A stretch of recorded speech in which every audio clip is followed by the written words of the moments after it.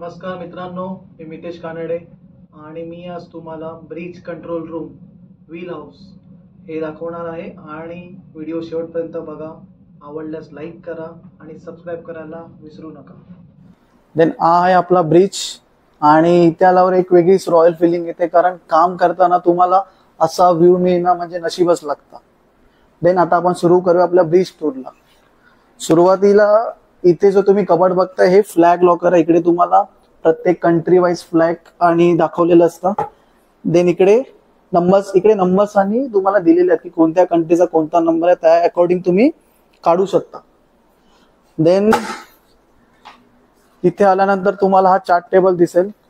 Chart work आता करत नाही कारण इलेक्ट्रॉनिक्स चार्ट्स अवेलेबल असतात एक डिस्क मध्ये. देन इथे तुम्हाला रॅक दिसत असेल ज्याच्यामध्ये सर्व फाईल्स ठेवल्यात, बिकॉज जेव्हा इन्स्पेक्शन असतं तेव्हा सर्व फाईल विचारतो, कारण पेपर वर्क हे खूप इम्पॉर्टंट आहे. तसंच तुम्हाला इकडे port guides, MARPOL, bridge equipments ह्या सर्वाचं जर तुम्हाला नॉलेज असेल किंवा काही मॅन्युअल सर्व्हे असतील तर ते तुम्हाला इथे अवेलेबल असतात. देन इथे हा कम्प्युटर टेबल आहे. पेपर वर्कसाठी प्रिंट्स वगैरे लागण्यासाठी प्रिंटर्स दिलेले आहेत आणि मेल वगैरे पाठवण्यासाठी किंवा काही गोष्टी आर्टिकल्स बघण्यासाठी इकडे आपल्याला कम्प्युटर वगैरे दिलेला असतो. देन इथे बॅटरी रूम आहे. त्याच्यात आपल्याला काही हे नाही कारण तिकडे सर्व्हर वगैरे असतो ज्याने आपलं सॅटेलाइट थ्रू आपण मेल किंवा आपलं जे इंटरनेट असतं ते काम करतं. देन हे आपले थर्ड ऑफिसर आहेत आणि ते आता आपल्याला ह्याचं पूर्ण नॉलेज सांगतील. ते इंग्लिशमध्ये सांगतील पण मी तुम्हाला मराठीमध्ये समजावून सांगेन. जय माता guys. Don't forget to subscribe and like the video. So here we have SATC Terminal 1 and SATC Terminal 2. So basically we are using to get navigational warning and weather warnings. And we have MFHF unit. So MFHF, the working principle of MFHF is the same like our VHF. Only difference is the distance covered by the MFHF. So this is for the long communications. We have printers here, so second officer is responsible for getting all the informations and recording GNSS log. That's it. Then in short मध्ये त्यांनी हे सांगितलं की हे नेव्हिगेशनल warning साठी आपण use करतो. इथून नेव्हिगेशनल वॉर्निंगचे एक चार्ट्स येतात, ते सेकंड ऑफिसरला मेंटेन करावं लागतं. देन हे MFHF आहे जे लॉंग रेंज साठी यूज होतं आणि इथून आपलं जो फ्लॅग स्टेट आहे जिथून आपली शिप रजिस्टर असते, जसं की मार्शल आयलंड, हाँगकाँग, सिंगापूर, आपल्या मार्शल आयलंड आणि आपल्या ओनरला इथून शिप पोझिशन आणि कोर स्पीड जे डिटेल्स आहेत आपल्या शिपचे ते जातात.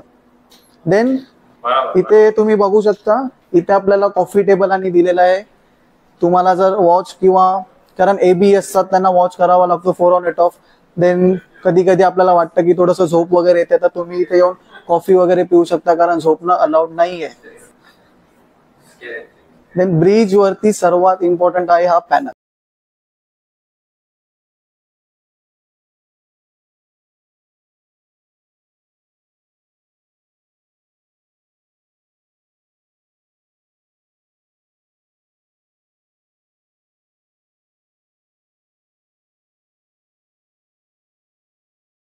लॉगबुक टेबल आहे जिकडे जे ऑफिसर्स असतात वॉच मध्ये ते त्यांच्या 4 तासामधल्या प्रत्येक गोष्टी, पोझिशन किंवा काही अलार्म्स असतील ते ह्याच्यामध्ये नोट करून ठेवतात. कारण हे खूप इम्पॉर्टंट आहे, कारण सर्वेअर फ्लॅग स्टेट इन्स्पेक्शन असेल किंवा पोर्ट स्टेट इन्स्पेक्शन असेल तेव्हा हे चेक केलं जातं. देन इथे तुम्ही बघू शकता हा एक डिस्क आहे. जसे मगाशी तुम्हाला बोललो की चार्ट आता यूज होत नाही, त्यामुळे electronic chart display indicating system एक डिस्क हे यूज केलं जातं. यात तुम्ही बघू शकता की तुम्हाला इथे हेडिंग सुद्धा दाखवली जाते, तुमची शिप कुठे हेडिंग करते. देन ही स्पीड, आता आम्ही अँकरवर आहोत म्हणून इकडे स्पीड 00 आहे. Then course overground COG. Then speed overground SOG, speed नाहीये कारण शिप थांबलेली आहे.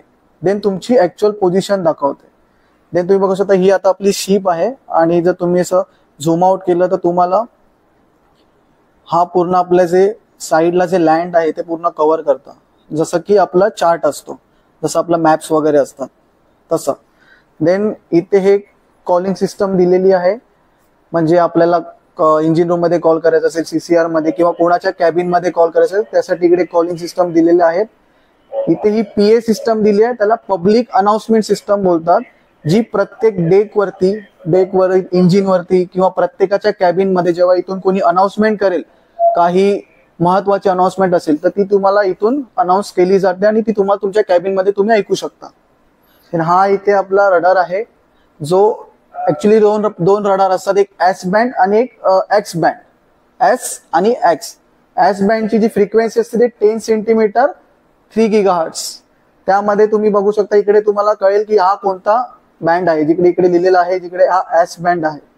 इथेही तुम्हाला जे तुम्ही हे डॉट्स बघताय ते आपल्या आजूबाजूला असणाऱ्या शिप्स आहेत आणि ही तुमची शिप्स आहे. तिथे तुम्हाला इकडेही तुम्हाला हेडिंग, स्पीड, COG आणि SOG तुम्ही बघू शकता, तुमची पोझिशन बघू शकता. आणि जे एस बँड आहे ते लॉंग रेंज कव्हर करतं, अप टू 120 माइल्स आहे, पण जे ॲक्युरेट जे आहे ते 25 to 30 नॉटिकल माइल्स पर्यंत तुम्हाला देतं. देन इथे हा बघू शकता तुम्ही, हा मेन इंजिन ओव्हरव्ह्यू पॅनल आहे. जसं इंजिन रूम कंट्रोल्स मध्ये जसे पॅनल आहेत, इकडे इंजिन रूम आणि इंजिन बद्दल, इंजिनचं सर्व तुम्हाला air cooling, cooling water inlet outlet pressure, जे रिडिंग्स असतात ते तुम्ही ब्रिज वरूनही बघू शकता. हे फक्त मेन इंजिन किंवा जनरेटर्सच असतात. देन हे रडार 2 आहे, एक्स बँड. मगाशी तुम्हाला मी एस बँड दाखवला, आता हा एक्स बँड आहे. ह्याची फ्रिक्वेन्सी 3 सेंटीमीटर 9 GHz होती, त्याची 3 सेंटीमीटर 10 GHz होती, ह्याची 9 GHz आहे. देन इथेही सेम आहे, तुम्ही हे बघू शकता, इकडेही सेम हेडिंग स्पीड. फक्त एक्स बँड जो आहे तो शॉर्ट रेंज कव्हर करतो आणि एस बँड जो आहे तो लॉंग रेंज कव्हर करतो. देन इथे बघू शकता तुम्ही एक्डिस 2. आता तुम्हाला विचार पडला असेल की रडार सुद्धा 2 आहेत, एक्डिस सुद्धा 2 आहेत. जर एक रडार जर फेल झाली तर त्यासाठी आपल्याकडे स्टँड बाय रडार आणि स्टँड बाय एक्डिस असायला हवं. त्यासाठी 2 दिलेले आहे. आणि हे सुद्धा आपल्याला हे दोन्ही एक्डिस सिंक्रोनाइज केलेले असतात आणि आपल्याला प्रत्येक वीक मध्ये पेनड्राईव्हने आपल्याला ती पूर्ण माहिती घ्यावी लागते. तुमचं जे वोयेज असतं, तुम्ही कुठून स्टार्ट केलं, कुठे पोहोचलात, या लास्ट 1 वीक मध्ये जो तुमचा डेटा आहे तो तुम्हाला कॉपी करावा लागतो एव्हरी 7 डेजने. त्यासाठी सिंक्रोनायझेशन ऑफ करावं लागतं आधी. हे इथे जे तुम्ही छोटं पॅनल जे बघताय हे VDR आहे, व्हॉइस डेटा रेकॉर्डर. हे नेहमी ऑन असतं. VHF वर, MFHF वर आपण जे बोलतो ते सर्व इथे रेकॉर्ड होतं आणि ते तुम्ही इकडे बॅकअप बटन क्लिक केल्यानंतर त्याचा तुम्ही बॅकअपही घेऊ शकता. तर बॅकअप पॅनल तिकडे मी तुम्हाला दाखवतो. हे VDRचं पॅनल आहे, ज्याच्याने तुम्हाला जसं मी बोललो, तुम्ही तिकडे बॅकअप क्लिक केल्यानंतर तुमचा जो डेटा आहे इकडे तुम्ही बघू शकता, इकडे एक पेनड्राईव्ह दिलेला आहे, त्या पेनड्राईव्हच्या मार्फत तुम्ही ते डेटा तुम्ही तो कलेक्ट करू शकता. हा इथे GPS आहे, ग्लोबल पोझिशनिंग युनिट. इथे तुम्हाला शिपची ॲक्युरेट पोझिशन मिळते. देन इथे हा AIS आहे. देन AIS मध्ये तुम्हाला तुमच्या ज्या आजूबाजूच्या शिप्स आहेत त्यांची बेअरिंग, त्यांची हेडिंग ते तुम्हाला कळतं. देन हा VHF आहे, व्हेरी हाय फ्रिक्वेन्सी. जर तुम्हाला तुमच्या आजूबाजूच्या शिपशी जर कॉन्टॅक्ट करायचा असेल किंवा जर पोर्टशी तुम्हाला जर कॉन्टॅक्ट करायचं असेल तर तुम्ही हे इथून वापरू शकता. याचं जे चॅनल आहे ते 16 आहे, 16 चॅनल. देन इथे आल्यानंतर तुम्ही बघू शकता हे IG पॅनल आहे. IG पॅनल म्हणजे आम्ही ऑइल टँकरवरती, ऑइल टँक्समध्ये ऑक्सिजन लेवल कमी ठेवण्यासाठी इनर्ट गॅसचा वापर केला जातो. त्यासाठी इथे त्याच्या रीडिंग्स तुम्ही बघू शकता. हा विंडो हिटिंग ग्लास आहे. जेव्हा तुम्ही कोल्ड क्लायमेट किंवा कोणत्या रशिया किंवा कॅनडा सारख्या जागेमध्ये जाता, तिकडे आपले जे ग्लासेस आहेत त्याच्यावरती बर्फ जमू शकतो. त्यासाठी ह्या ग्लासेसमध्ये एक सिस्टम दिली जाते, विंडो हिटिंग ग्लास म्हणून. तुम्ही जेव्हा इथून ऑन होतात तेव्हा ग्लासचं जे टेम्परेचर असतं ते इन्क्रीज होतं, त्याने ते मेल्ट होतं, जेणेकरून तुमचा बर्फ त्या काचेवर जमणार नाही आणि तुमची विजिबिलिटी असेल ती तशीच बनून राहील. देन हे जे आहे ते वायपर कंट्रोल. जसं आपल्या गाडीला आपले जसे वायपर्स असतात, पावसामध्ये जेव्हा आपण विजिबिलिटी आपल्याला जेव्हा दिसत नसतं आपण वायपर चालू करतो, तसंच इथे विजिबिलिटीसाठी वायपर यूज केले जातात. देन इथे हे अलार्म्स आहे. जेव्हा शिपवर कोणी आजारी असेल त्याला हॉस्पिटलमध्ये ठेवलं जातं. देन हॉस्पिटलमध्ये त्याच्यासोबत 24 जर कोण नसेल किंवा कोण माणूस असेल त्याच्यासोबत आणि जर तो कुठेतरी बिझी असेल, देन तिथून तो अलार्म प्रेस करू शकतो, जेणेकरून आपल्याला कळेल की त्याला तिकडे गरज आहे. देन हा आहे रेफ्रिजरेटर चेंबर अलार्म. आपल्याकडे मच्छी, आपला फिश आणि मीट रूम्स वगैरे आहेत जे खूप थंड असतात आणि तिथे जर कोण चुकून त्याचा डोअर आतून लॉक झाला, त्यानंतर आतमध्ये एक अलार्म सिस्टम दिलेली असते, जर त्याने तिथून अलार्म प्रेस केला तर इथे तुम्हाला ते कळतं की रेफ्रिजरेटर रूम मध्ये कोणतरी अडकलं आहे. इथे तुम्ही बघू शकता हे आपल्या सिग्नल लाईट्सचं कंट्रोल पॅनल आहे. इथून तुम्ही सिग्नल लाईट्स ऑन आणि ऑफ करू शकता. देन इथे नेव्हिगेशनल लाईटचं पॅनल आहे. इथून तुम्ही नेव्हिगेशनल लाईट्स ऑन किंवा ऑफ करू शकता. हे जे तुम्ही इथे सर्व बघतायत, इथे तुम्हाला डेक लाईट्स आणि तुमच्या अकोमोडेशनच्या बाजूच्या ज्या लाईट्स आहेत किंवा फनेल डेक वगैरे जे पण तुमच्या डेस्कवर जे लाईट्स आहेत हे इथून तुम्ही ऑन ऑफ करू शकता. जसं की मी आता इथे ऑन करतो.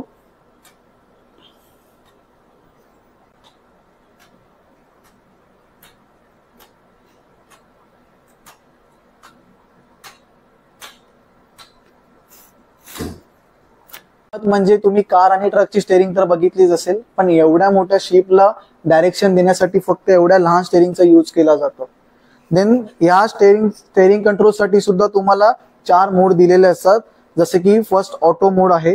ऑटो मोड मध्ये जसं तुम्ही शिप ऑटो मोडवर टाकली तसे तिकडे ऑटो पायलट पॅनल दिलेला आहे. इकडे जर तुम्ही एक कोर्स सेट केला तर तुमची शिप त्याच डायरेक्शनला त्याच हेडिंगला सेल करते. जसं की तुम्ही विमानाचंही बघितलं असेल की ऑटो पायलट टाकल्यानंतर ते विमान त्याच डायरेक्शनला जातं. देन इकडे हँड युनिट दिलेलं आहे. हँड युनिट ह्यासाठी कारण शिप स्पीड जेव्हा कमी असते किंवा वेदर रफ असतो तेव्हा तुम्हाला मॅन्युअली शिपला कंट्रोल करावं लागतं, कारण ऑटो पायलट कंट्रोल होत नाही त्यावेळेला. किंवा तुम्ही कोणत्या पोर्टला अप्रोच करताय किंवा आजूबाजूला खूप ट्रॅफिक आहे, शिप्स जास्त आहे, जसं सिंगापूर वगैरे या ठिकाणी खूप ट्रॅफिक असतं, तेव्हा तुम्हाला मॅन्युअली कंट्रोल करावं लागतं शिपला. देन इकडे NFU युनिट दिलेलं आहे. NFU मोडवर तुम्ही जर शिप स्टेअरिंग करत असाल तर तिकडे NFU साठी एक वेगळं लिव्हर दिलेलं आहे जे तुम्हाला स्टारबोर्ड आणि पोर्ट सेट. स्टारबोर्ड म्हणजे उजवी बाजू आणि पोर्ट म्हणजे डावी बाजू. देन इकडे रिमोट कंट्रोल युनिट आहे. जसं की तुम्ही रिमोट कंट्रोल सिस्टम ऑन करू शकता. शिप वरती आपल्या 2 टाईपचे कंपास असतात. फर्स्ट म्हणजे मॅग्नेटिक कंपास आणि दुसरं म्हणजे जायरो कंपास. तुम्ही हे जे इथे वरती बघताय हे मॅग्नेटिक कंपास आहे, जे आपलं अर्थ मॅग्नेटिक जो पोल आहे त्यानुसार तुम्हाला डायरेक्शन इंडिकेट करतं, तुम्हाला कोर्स दाखवतं. देन तुम्ही इथे बघू शकता इकडे एक जायरो कंपास रिपीटर सुद्धा आहे जे इलेक्ट्रॉनिक सिस्टम आहे. जसे की हे अर्थ मॅग्नेटिक फील्डवर असतं तसं हे इलेक्ट्रॉनिकली तुम्हाला तुमचा कोर्स दाखवतो की तुमची शिप काय हेडिंग करते. हे जे तुम्ही बघताय हे शिप हॉर्न आहे. हे आपल्या शिपच्या सर्वात पुढच्या भागामध्ये लावलेलं असतं. जर तुम्ही कोणत्या ट्रॅफिक मध्ये आहात किंवा कोणत्या शिपचं तुम्हाला रिप्लाय देत नाहीये तर त्यांना एक इंडिकेट्स किंवा त्यांचं अटेन्शन घेण्यासाठी तुम्ही हॉर्न यूज करू शकता. या हॉर्नचा आवाज मिनिमम 5 to 6 नॉटिकल माइल्स म्हणजे किलोमीटर्स मध्ये पकडायला गेले तर 8 ते 9 किलोमीटर्स पर्यंत तो आवाज जातो. इथे हे आपलं रेट ऑफ इंडिकेटर ROT आहे. इथे तुम्ही जेव्हा शिपला एक डायरेक्शन देता तेव्हा ते डायरेक्शन तुमचं स्टार्ट होतं तेव्हा इथे तुम्हाला ते इंडिकेट करतं की ते किती डिग्रीने स्टार्ट झालंय किंवा आता ते स्टार्ट झालंय. कारण जसं कार किंवा आपण कोणतंही व्हेकल चालवतो आपण लगेच त्याला डायरेक्शन देतो लगेच फिरतं, बट शिपला टर्न व्हायला थोडासा वेळ लागतो बिकॉज ऑफ शिपच्या ज्या आपल्या समुद्राच्या ज्या लाटा आहेत किंवा जी हवा आहे त्यामुळे त्या डायरेक्शनवर चेंज होताना इफेक्ट पडतो. देन इथे तुम्ही बघू शकता हा जायरो डिजिटल रिपीटर आहे. जसं मी तुम्हाला दाखवलं की जायरो कंपासची तुम्हाला इलेक्ट्रॉनिक्स रिडिंग मिळते ते तुम्ही इथेही बघू शकता. देन इथे रडार अँगल इंडिकेटर आहे. जेव्हा तुम्ही स्टेअरिंगने एक कमांड देता की डायरेक्शन देता, जर तुम्ही उजव्या बाजूला डायरेक्शन दिलं तर तुम्ही किती डिग्री डायरेक्शन दिलंय हे तुम्हाला इथे इंडिकेट करतं. जर तुम्ही 10 डिग्रीला तुमची स्टेअरिंग जर फिरवली तर इकडे 10 डिग्री तुम्हाला दाखवेल. देन हा आहे आपला क्लॉक. हा क्लॉक आपण ज्या ज्या देशात जातो त्या देशातल्या टायमिंग नुसार ऍडजस्ट होतो. यासाठी क्रोनोमीटर सुद्धा दिलेलं असतं ज्यामुळे तुम्हाला GMT आणि लोकल टाइम, GMT म्हणजे आपला ग्रीनिश मेन टाइम आणि आपण ज्या देशात आहोत त्यातला लोकल टाइम त्यानुसार हे क्लॉक आपण ऍडजस्ट करू शकतो. देन हा आपला क्लिनोमीटर आहे. आपण जेव्हा शिपवर कार्गो लोड करतो किंवा कार्गो डिस्चार्ज केल्यानंतर जेव्हा आपण बलास्ट वॉटर घेतो तेव्हा शिप तो स्टेबिलिटी चेक करण्यासाठी शिप तुमची कोणत्या डायरेक्शनला जास्त बेंड आहे हे तुम्हाला इथून कळतं. आता इथे बघा 0-0 दाखवत आहे कारण आपली शिप स्टेबिलिटी प्रॉपर मेंटेन केलेली आहे. देन इथे तुम्ही अशा main engine revolution indicator, revolution per minute, तुमचं इंजिन अहेड आणि म्हणजे पुढे जाताना आणि मागे येताना किती रिव्होल्युशन पर मिनिट फिरतंय ते तुम्हाला इथे इंडिकेट करतं. देन आहे विंड स्पीड आणि डायरेक्शन इंडिकेटर. बाहेर हवा किती वेगाने वाहते आणि त्याचं डायरेक्शन काय आहे. आता इथे तुम्ही बघू शकता, इकडे डायरेक्शन शो करतं, हे जे लाईन्स आहेत तिकडे डायरेक्शन शो करतात आणि इकडे तुम्हाला हवेचा जी वेग आहे तो तुम्हाला दाखवला जातो. देन हा इको साऊंडर रिपीटर आहे. आपल्या शिपच्या खालच्या भागात एक इको साऊंडर रिपीटर सेट केलेला असतो, जिथून एक फ्रिक्वेन्सी समुद्राच्या तळभागाला जाऊन हिट करते आणि रिटर्न येते. त्याने आपल्याला कळतं की आपला समुद्र किती डेप्थ आहे. जर आपण कुठे जातोय, आपल्याला इकडची डेप्थ माहिती करून घ्यायची असेल तर इको साऊंडर तुम्हाला ऍक्च्युअल डेप्थ देतं. जसं इकडे 7.1 मीटर दाखवत आहे. जर आता आम्ही जिथे उभे आहोत तिथे जी वॉटर लेवलची जी डेप्थ आहे ती सी लेवलची जी डेप्थ आहे ती 7.1 मीटर आहे. देन हा आहे स्पीड लॉग आणि डिजिटल इंडिकेशन. इथे तुम्हाला समुद्रात म्हणजे पाण्यावरची स्पीड, पाण्यावरती आपण आपली शिप जेव्हा जाते त्यात आपलं पाण्यावरची स्पीड दाखवते. त्याच्यामध्ये दुसराही मोड असतो, ग्राउंड मोड. तुमची शिप ज्या स्पीडने चालली आहे तीच स्पीड ग्राउंडवर किती असेल हे तुम्हाला त्याच्यात दाखवलं जातं. हा इथे फायर सेंट्रल युनिट पॅनल आहे. जसं की प्रत्येकाच्या कॅबिन मध्ये, प्रत्येक डेक वरती, इंजिन रूम मध्ये आपलं फॉरवर्ड स्टोर असेल किंवा जे स्टोर्स आहेत तिथे फायर सेन्सर आणि स्मोक डिटेक्टर लावलेले असतात. जेणेकरून जर तिकडे काही झालं तर ते स्मोकने ऍक्टिव्हेट होतात किंवा फायरने ऍक्टिव्हेट होतात. आणि ते फायर अलार्म तुम्हाला इथे शो करतं की एक्झॅक्ट लोकेशन, म्हणजे जिकडे फायर झाले ते एक्झॅक्ट लोकेशन तुम्हाला इकडे शो करतं, जेणेकरून आपण तिकडे प्रोसीड करून फायर एक्सटिंग्विश करू शकतो.